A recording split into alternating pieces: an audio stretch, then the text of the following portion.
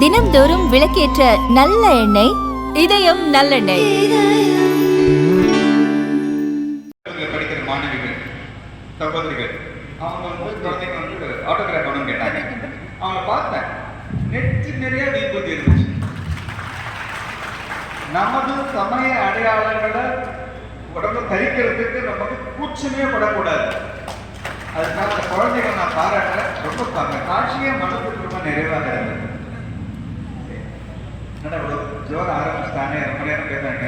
ஆக்சுவலாக நான் பேசவே போகிறது இல்லை. என்ன காரணம்னு சொல்றேன்.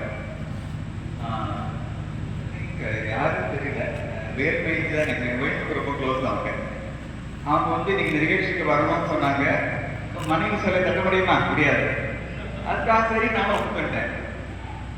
ஒரு செலிப்ரேஷன் அவங்க வந்து புஸ்தகம் போட்டிருக்காங்க, புக் ரிலீஸ் ஃபங்க்ஷன். சரி நம்மளும் பேசாம உட்காந்து அந்த ரெண்டு பேர்லாம் பண்ணிட்டு காட்டிட்டு போஸ்ட் கொடுத்து உட்காந்துக்கலாம் அப்படின்னு நான் நினச்சிட்டு இருந்தேன். அப்புறம் பார்த்தா சிறப்புறேன்னு போட்டாங்க. உடனே எனக்கா ஒரே திகிலாயிடுச்சு. பயந்து பொறுத்துவாங்க எனக்கு தெரியல. நான் வந்து புத்துவிலைக்கு ஏற்ற போறாங்கன்னா ஆனந்தம் ஆகா தீபத்தை ஏற்ற போறோம்னு கிளம்பினேன். உடனே எந்திரிச்சு யார் அவர் தான் நினைக்கிறேன். ஐயா நீங்களே ஏற்றக்கூடாதுங்க ஐயா, உங்களை ஏற்ற அனுமதிக்க மாட்டாயா, உட்காருங்க அவங்க இடத்துலயே அப்படிட்டார். உடனே ரொம்ப ஏமாற்றமா போயிடுச்சு எனக்கு. பரவாயில்ல, தீபம் ஏற்றக்கூடிய நாள் வரும் உறுதியா நம்புறேன். ரெண்டு காரணம், உடனடியான காரணம் சொல்றேன். இறைவனுக்கு வந்து குழந்தைங்களை வச்சு பாட வச்சீங்க இல்லையா, அதுதான் வேணும். இவ்வளவு சந்தோஷமா இருக்கு. குழந்தைங்களை வச்சு பாட வச்சு சுட்டி பாப்பா நிறைய ரொம்ப அற்புதமா, ரொம்ப மனசுக்கே அவ்வளோ ஆனந்தமா இருந்து பொண்ணு. நிகழ்த்து போறதுக்கு முன்னாடி நான் ஒரே ஒரு செய்தியை மட்டும் பகிர்ந்து நான் அமரலான்னு இருக்கேன். ரொம்ப ஆழ் மனத்திலேருந்து நான் சொல்ற வார்த்தையை கொஞ்சம் வருத்தத்தோடய நான் பதிவு பண்ணிக்கிறேன். ரொம்ப சமீபத்தில் ஒரு வாரம் முன்னாடி வச்சுங்களேன், ஐபிஎஸ் பாஸ் பண்ண ஒரு மிக இளம் ஒரு நபர், 24 வயசு கூட இருக்காரு. டிகிரி நேரில் கூட போக முடியும் அவங்களால. என்னோட கூட என்னோட நண்பருக்கு ரொம்ப வேண்டுப்பட்ட ஒரு இங்கிட்ட வந்து ஒரு மோட்டிவேஷனுக்காக கூட்டிட்டு வரணும் அப்படின்னு கூட்டிட்டு வந்தாங்க. அவங்க வந்த உடனே எனக்கு தெரிஞ்ச சில சம்பவங்கள்லாம் சொல்லி அவரை மாதிரி இருக்கிற மாதிரி இருக்கணும்னு சொன்னேன். ஒரு சம்பவத்துக்கு மட்டும் சொன்னேன். அவர் பேர் மாணிக்கம்னு பேரு. எஸ்ஐயாக அப்புறம் ஜாயின் பண்றாங்க. நான் வந்து 50 வருஷத்துக்கு முன்னாடி 60 வருஷத்துக்கு முன்னாடி எஸ்ஐயா ஜாயின் பண்றாங்க. ஜாயின் பண்ண உடனே அங்க இருக்கிற டிஎஸ்பி வந்து எப்பா என்னோட கார்ல கொஞ்சம் இதாகிடுச்சு, டயர்லாம் மாற்றி கொடுக்குறாங்க. உடனே இவர் உடனே நேராக அந்த ஷோரூமுக்கு போயிட்டு இல்லை டயர்லாம் மாற்றிட்டு டிஎஸ்பி ஆகிட்டு கார்லாம் மாற்றிட்டாங்க. Very good very good. ஐயா பில்லு இருந்தாங்க, 1000 ரூபாய் என்னவாங்க பில்லு நீட்டுறாரு. யாரு எஸ்ஐ யார் நீட்டுறாங்க? டிஎஸ்பி எடுத்துக்கிறாங்க. டிஎஸ்பி பண்ணி கடுப்போம், இல்லை பில்லு நீட்டுற அப்படின்னாங்க. உடனே ஆமாம் ஒரு செலவாச்சு. அவர் வந்து மாசம் சம்பந்தம் தான் எஸ்ஐக்கு நீட்டுறாரு. அண்ணா எஸ்ஐ பிடிச்சிருந்த இவர் கத்துறாரு இந்த டிஎஸ்பி. சொன்னிட்டு சாரிங்க சரிங்கன்னு சொல்லிட்டு நேராக அந்த காரை எடுத்துட்டு மறுபடியும் அதே ஷோரூம் போட்டுன்னு போறாரு. 4 டயரை கேட்டி போட்டாரு, 10 டயரை போட்டாரு. அந்த எஸ்ஐ தான் முன்னாடி எஸ்பியா வந்து ரிட்டையர் ஆனாங்க. அவர் பேர் மாணிக்கம். வீட்டில் தண்ணி கொடுத்தார். இது பச்சை தண்ணி மாணிக்கம்னு தெரியாது. போலீஸ் டிபார்ட்மெண்ட்டை நேரில் அவதாரமாக இருந்த சில விஷயங்கள் அவரு கொடுத்தார். எனக்கு இந்த பொண்ணு அந்த அந்த அந்த அனுபவம்லாம் சொல்லி அப்படின்னு நான் பாட்டு சொல்லிட்டே இருந்தேன். டக்கு ஒரு ஸ்டேஜ் டவுட் ஆகிடுச்சு பண்ணேன். ஒரு 10 நிமிஷத்துல பேசி நான் நிறுத்திட்டு அந்த அவங்கள்ட்ட நான் கேட்குறேன், அம்மா வாழ்க்கையில் இங்கிலீஷில் கேட்டேன், are you an idealist are you are a pragmatist அப்படிங்க. ஐடியலிஸ்ட்னு யாரு? லட்சியவாதம். லட்சியத்துக்காக உயிரே கொடுத்தா கூட கொடுப்போம். நாங்கள் என்ன வேணா பண்ணோம். எனக்கு டிரான்ஸ்ஃபர் தானே பண்ணுறேன், மாணிக்காக்கு தான் டிரான்ஸ்ஃபர் பண்ணால் படிப்போம் அப்படின்னாங்க.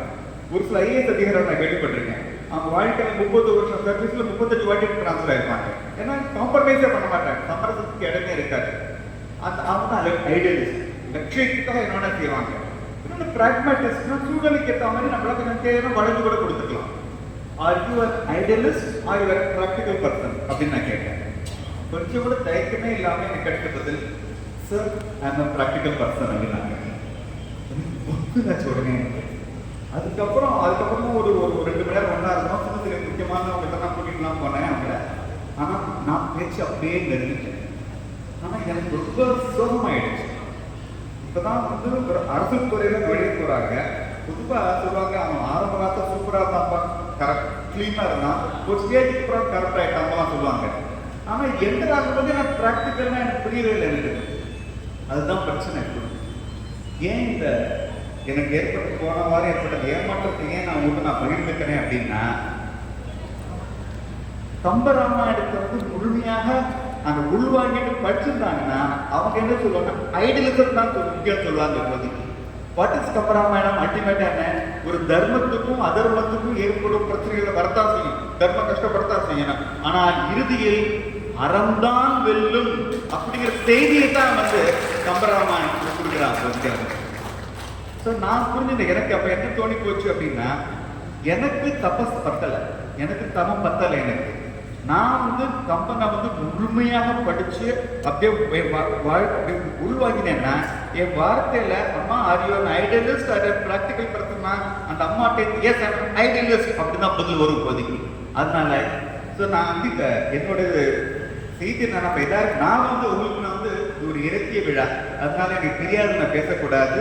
ஆனால் இந்தியிலிருந்து கம்பனோட உலகத்துக்குள்ள நுழையிறதா நான் முடிவு பண்ணிட்டேன். அதுக்கு ஸ்டார்டிங்க செல்லகிருஷ்ணனை எழுதிய கம்பனும் பயணம் இந்த புக்கிலேருந்து இந்த புத்தகத்திலேருந்து என்னோட பிரயாணத்தை தொடங்கலான் இருக்கேன். இன்னும் உடனே வாய்ப்பு இருக்காது. ஒரு 4-5 வருஷம் கழிச்சு மேபி செல்லகிருஷ்ண ஐயா அவர்களே இன்னொரு புத்தகம் போடுவாங்க. இதே தேரடுதூர்ல சத்தியமூர்த்தியோட உதவியை நாடாமல் நானே ஒரு இலக்கிய உரையை உறுதியாக நிகழ்த்துவேன் என்ற உறுதியோடு விரைகிறேன். நன்றி, வணக்கம். இந்த புக்கை ரிலீஸ் பண்ணது எனக்கு ரொம்ப ரொம்ப ஆனந்தம். ஐயாவுக்கு என்ற மனசார பாராட்டுக்கள். அடுத்தது வந்து இந்த மாதிரி ஒரு ஸ்தாபனங்கள்லாம் இருக்கு இல்லையா, அதை தொடர்ந்து நடத்துறது அப்படிங்கிறது சாதாரண விஷயம் இல்லை. இந்த ஆர்கனைசர்ஸை தலைவர் அவர்களே சரி மற்றவங்களே சரி எவ்வளவு பாராட்டினாலும் பாருங்களேன், இந்த கம்பன் கழகங்கள் மட்டும் தமிழ்நாட்டுக்கு இல்லைன்னா நம்ம வந்து நம்ம கம்பனை வச்சு மறந்துருப்போம் இப்போதைக்கு.